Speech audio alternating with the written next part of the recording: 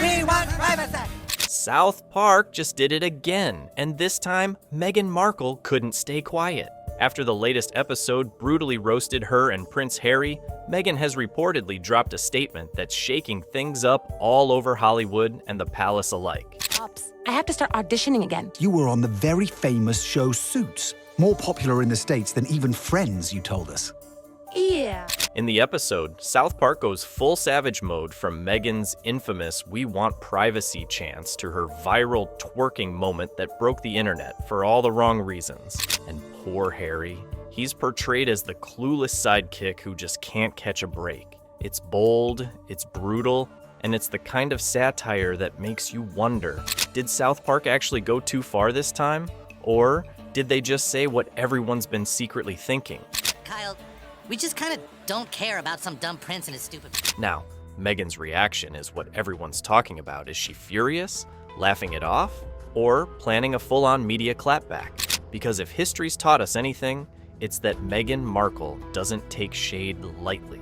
It all started with a worldwide privacy tour on South Park, and suddenly the internet lost its mind.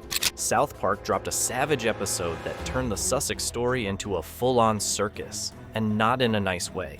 One moment Meghan and Harry were trying to shape a new life away from royal rules, and the next moment they were the main act in a cartoon roast that made millions laugh, cringe, and debate whether satire had finally met its match. South Park has always loved poking at big names.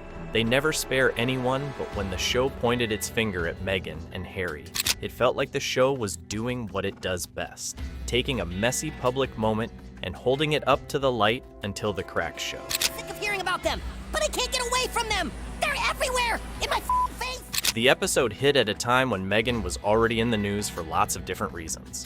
One minute, she's posting a wholesome kitchen photo with jam jars and soft lighting. The next, she's front row at a big fashion show wearing an all-white outfit that some people thought looked more like a hotel sheet than runway couture.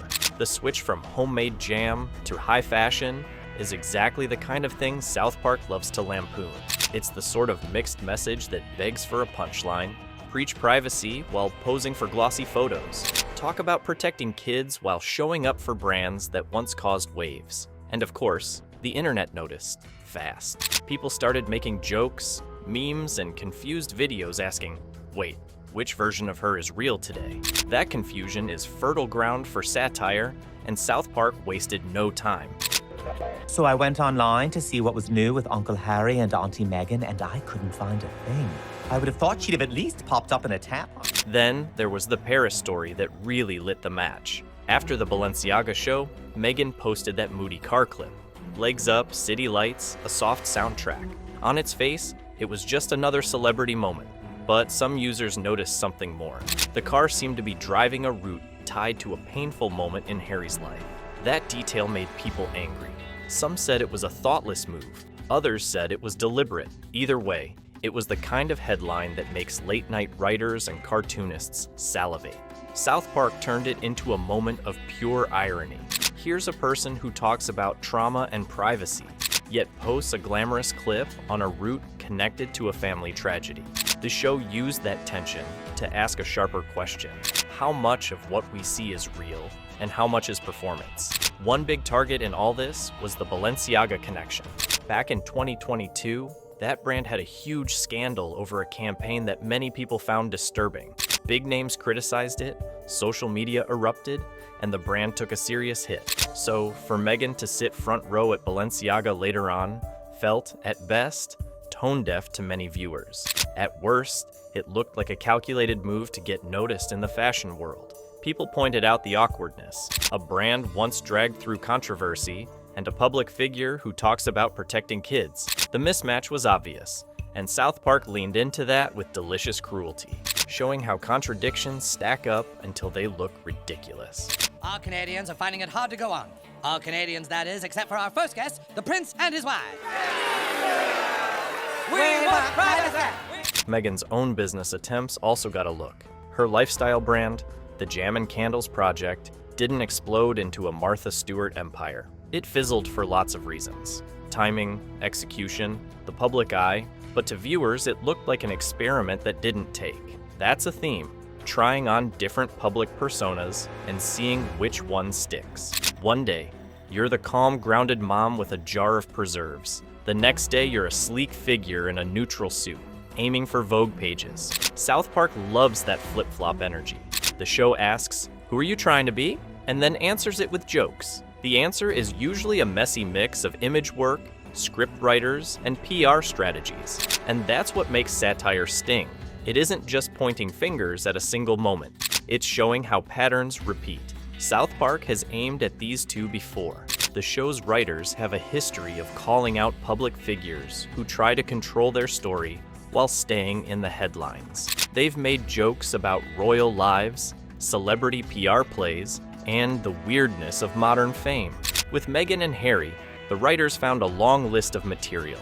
Big interviews, Netflix deals, public pleas for privacy, and then more public-facing projects. To South Park, that's the perfect contradiction.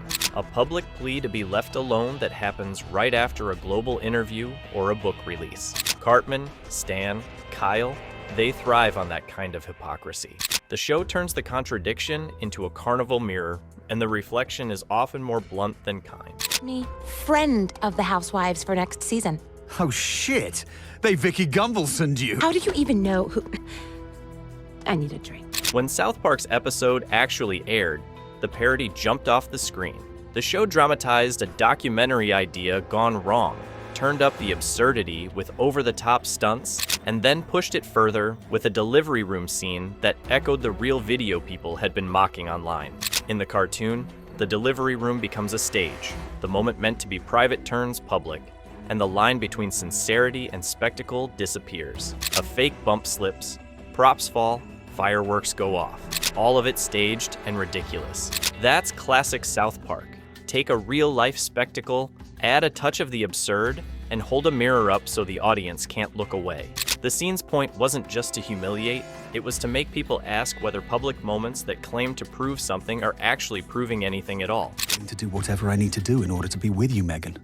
Well, I think it's important we do this ourselves, Harry, and not live off your family. I agree. We'll just have to find a way to make £50 billion on our own. Fuck. The public's reaction was immediate. Clips spread on TikTok, threads bloomed on Reddit, and news outlets quoted the funniest lines. Some people laughed because it felt on the nose. Others thought South Park had gone too far and wondered about boundaries. But the main result was conversation. You can't run from that. The more you try to suppress a cartoon, the more people want to see it. That old internet rule, try to hide something and it explodes into fame, played out in real time. Reports said Meghan's team was not happy. Production people in her orbit apparently explored legal angles, and PR teams rushed in to try to stitch things back together. The Streisand effect kicked in. Attempts to silence the joke only amplified it. There was, too, talk of consequences beyond a TV punchline. Industry insiders whispered that studios and producers grew nervous. Hollywood can be quick to step back from controversy, and if a name brings more drama than value, deals slow down. Meghan and Harry's big media deals, years ago seen as golden, suddenly looked less certain. The Netflix deal discussions and other media projects were now being looked at with fresh skepticism in some corners. That, too, became part of the satire. Mega deals and big headlines don't shield you from mockery. If anything, they increase the audience. South Park made a show that made people wonder whether certain projects were real creative work or just a way to stay visible. Congratulations, old man. I just found out you had a son. Daughter, but thank you. Son, and you didn't just find out, is it? The bigger theme underneath all these moments is the tension between wanting privacy and wanting to shape the public story. Meghan and Harry have said they want a private life, but they have also shared their story widely in interviews, books, podcasts, and shows. That's not a crime, but it's fertile for satire because it raises questions about intent. Are public confessions part of healing, or are they a media strategy? South Park didn't give a subtle answer. It laughed, and in that laughter, it forced people to argue. And in those arguments, more headlines were born. Another big angle was the idea of reinvention. Meghan's past, from acting roles to lifestyle branding, to a sudden royal life and then to Hollywood projects, reads like a long series of rebrands. South Park took that idea and ran with it. Who are you when you strip away the headlines? Are the identity shifts sincere attempts to grow, or careful steps towards staying in the public eye? The show doesn't need an answer. It just shows the pieces and lets the audience decide. That's the power of satire. It organizes facts into a sharp question, then hands the mic to viewers. Totally, like, you should write a book because your family's, like, stupid, and then so are, like, journalists.